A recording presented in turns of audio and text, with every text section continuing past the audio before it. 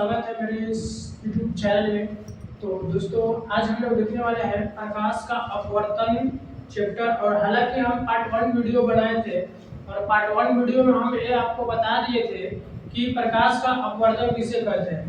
तो प्रकाश का अपवर्तन हम लोग उसे कहते हैं जब प्रकाश की किरण एक माध्यम से दूसरे माध्यम में जाता है तो वह अपने पथ से विचलित हो जाता है और यही घटना प्रकाश का अपवर्तन कहलाता है। जैसे कि आप फोटो के माध्यम से देख सकते हैं, ऊपर हवा एक माध्यम है और यहाँ पे कांच एक माध्यम है। बात समझ पा रहे हैं ना? तो जब प्रकाश किरण हवा से कांच में जाता है तो रियल में अपने पथ से विचलित हो जा रहा है। देखिए यहाँ से ना प्रकाश की किरण को एक्चुअली ऐसे जाना चाहिए था, तो ऐसे नहीं जाकर के अविलंब क्यों हो गया। तो हम कह सकते हैं कि यहाँ पे अपवर्तन की घटना घट रहा है। तो हम अपवर्तन का डेफिनेशन बोल सकते हैं कि जब प्रकाश की किरण एक माध्यम से दूसरे माध्यम में जाता है तो अपने पथ से विचलित हो जाता है और यही घटना प्रकाश का अपवर्तन कहलाता है। बात समझ पा रहे हैं?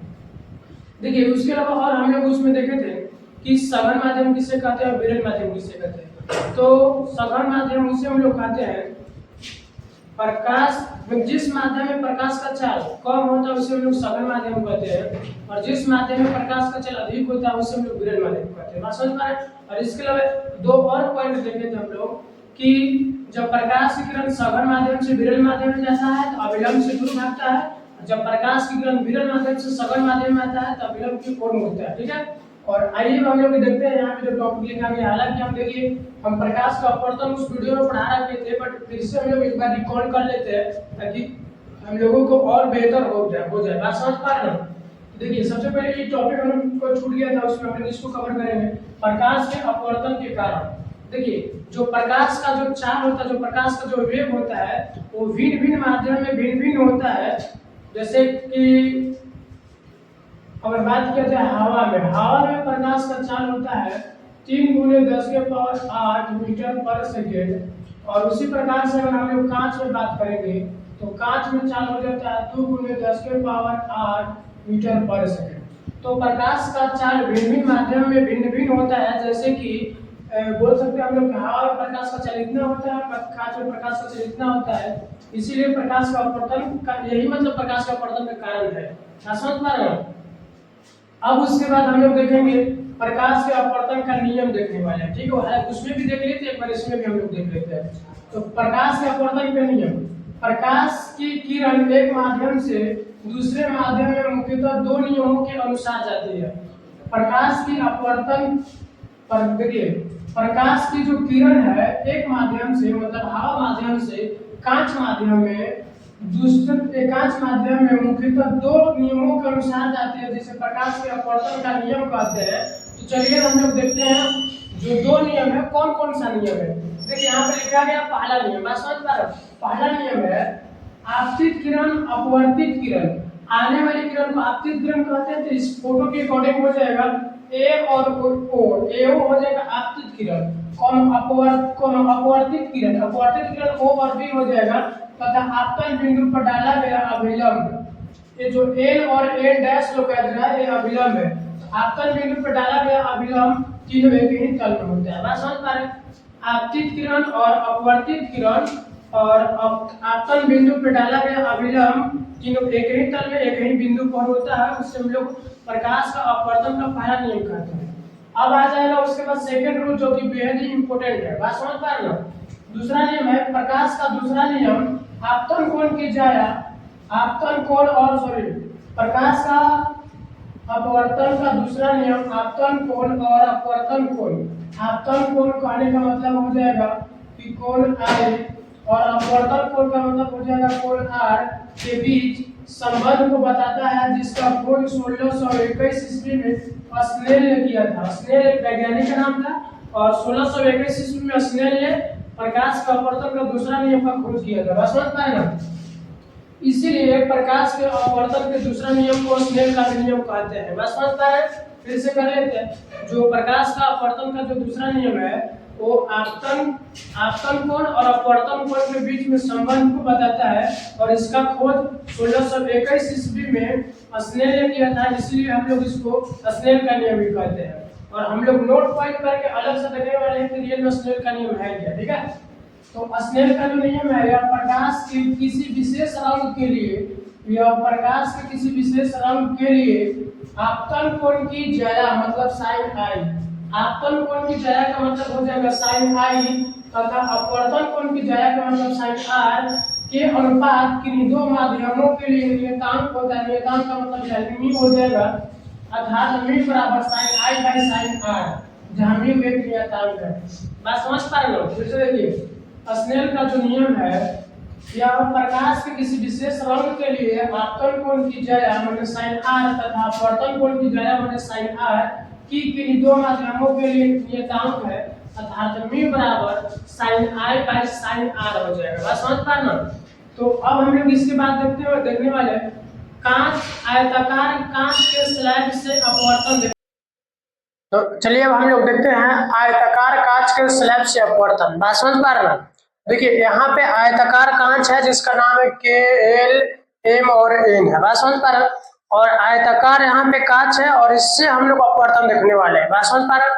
चलिए स्टार्ट करते हैं हम लोग। देखिए तो यहाँ पे किरण आ रहा है यानी कि ये आपतित किरण है। चलो नामकरण कुछ भी कर लो, चलो यहाँ पे ए ले लो।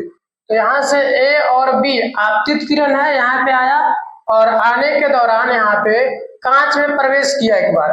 तो कांच में प्रवेश किया तो देखिए जाना चाहिए था इसको ऐसे, बट अभिलंब की ओर मुड़ गया। ये बात को हमेशा ध्यान में रखना आपको। बात समझ पा रहे हो? तो यहाँ से आपतित किरण ए और बी आया और आने के दौरान में यहाँ से अवलंब की ओर मुड़ गया और यानी कि एक बार यहाँ पे अपवर्तन, यहाँ पे एक बार अपवर्तन की घटना घटा। बात समझ पा रहे हो? हम लोग यही तो पढ़े हैं, जब प्रकाश की किरण एक माध्यम से दूसरे माध्यम में जाता है और वह देखिए यहाँ पे ए बी एक प्रकाश का किरण आया यानी कि आपतित किरण आया और एक बार यहाँ पे अपवर्तन हो गया। फिर उसके बाद में यहाँ से फिर किरण निकला और फिर मैंने कि यहाँ से देखिए भाई यहाँ हवा माध्यम था और हवा से यहाँ पे कांच में आया। बात समझ पा रहे ना? एक बार अपवर्तन की घटना घट गया और फिर क्या हुआ, फिर यहाँ से प्रकाश की किरण आया और फिर यहाँ से कांच से, फिर यहाँ से कांच से वायु बोले तो हवा में चला गया। बात समझ पा रहे ना? तो देखिए एक बार प्रकाश की किरण यहाँ पे आया, प्रवेश किया, अपवर्तन यहाँ हुआ, फिर यहाँ से प्रकाश यहाँ से बाहर निकला। तो इस प्रकार यहाँ पे दो बार अपवर्तन की घटना घट रहा है। बात समझ पा रहे ना? तो हम कह सकते हैं कि यहाँ पे जो अपवर्तन है, यहाँ पे अपवर्तन की जो घटना है वो दो बार अपवर्तन की घटना घट रहा है। बात समझ पा रहे ना? तो देखिए फिर से बताते हैं हम आपको। देखिए यहाँ पे प्रकाश की किरण ए और बी कांच के मतलब यहाँ पे प्रवेश किया बिंदु बी पे और यहाँ पे अपवर्तन घटना एक बार घटा, इसीलिए हम लोग कोण आई बोल दिए। मैंने कोण आई मैंने आपतन कोण, कोण आर का मतलब अपवर्तन कोण हो जाएगा। बट यहाँ पे R1 है, यहाँ पे I1 है। बात समझ पा रहे हो? फिर यहाँ से प्रकाश की किरण यहाँ से मतलब कि कांच से प्रवेश किया हवा में तो R2 हो गया, यहाँ पे कोण E बना।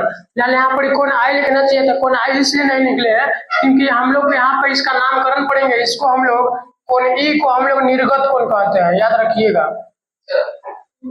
निर्गत कोण। कोण E को हम लोग निर्गत कोण कहते हैं। बात समझ पा रहे ना? और यहाँ पे इस प्रकार यहाँ पे अपवर्तन घटना दो बार घटता है, ठीक है। और यहाँ पे जो देखिए डी और ई जो है ना, डी और ई इसको हम लोग क्या कहते हैं, तो डी और ई को हम लोग ना यहाँ पर निर्गत किरण कहते हैं। बात समझ पा रहे हैं? चलिए देखते हैं हम लोग। देखिए फिलहाल अब इसके बाद अब हम लोगों का टॉपिक चलेगा पार्श्विक विस्थापन। देखिए पार्श्विक विस्थापन किसे कहते हैं? कांच के स्लैब से निकलने वाली निर्गत किरण।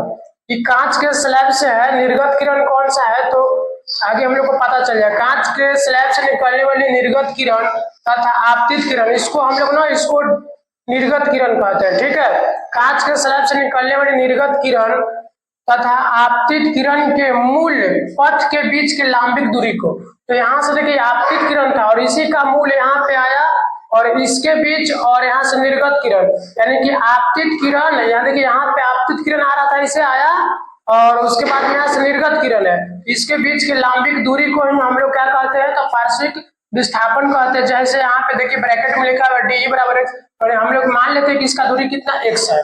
बात समझ पा रहे हो? तो फिर से बता देते हैं। देखिए यहाँ से आपतित किरण आया और यहाँ से आते थे यहाँ पे आया बिंदु ई तक और यहाँ से यहाँ तक आया निर्गत किरण। तो आपतित किरण के मूल बिंदु और निर्गत किरण के बीच की जो दूरी होगा ना यानी कि डी बराबर x, उसी को हम लोग पार्श्विक विस्थापन कहते हैं। बात समझ पा रहे हैं? अब हम लोग बात करेंगे कि वे कारक जिन पर पार्श्विक विस्थापन निर्भर करता है। मतलब ऐसे कारण जिस जिस पर पार्श्विक विस्थापन निर्भर करेगा। बात समझ पा रहे हैं? देखिए, पार्श्विक विस्थापन कांच के स्लैब के मोटाई का सीधा समानुपाती होता है। जो पार्श्विक विस्थापन होता है, कांच का जो मोटाई होता है उसका सीधा समानुपाती होता है। बात समझ पा रहे हैं? फिर उसके बाद सेकंड हो जाएगा कि पार्श्विक विस्थापन आपतन कोण का सीधा समानुपाती होता है। पार्श्विक विस्थापन आपतन कोण का सीधा समानुपाती माने कोण आई का समानुपाती होगा। ठीक है। तीसरा हो जाएगा पार्श्विक विस्थापन कांच के स्लैब के अपवर्तनांक का सीधा समानुपाती होता है। अपवर्तनांक बोले तो म्यू का समानुपाती होता है। और आखिरी और लास्ट है कि पार्श्विक विस्थापन आपतित किरण के तरंगदैर्ध्य के व्युत्क्रमानुपाती होता है। तरंगदैर्ध्य के व्युत्क्रमानुपाती का मतलब उल्टा होता है। बात समझ पा रहे ना? तो पार्श्विक विस्थापन आपतित किरण के तरंगदैर्ध्य का व्युत्क्रमानुपाती होता है। यहाँ से याद रखिएगा। चलिए अब हम लोग मिलते हैं अब यहाँ से अगले वीडियो में।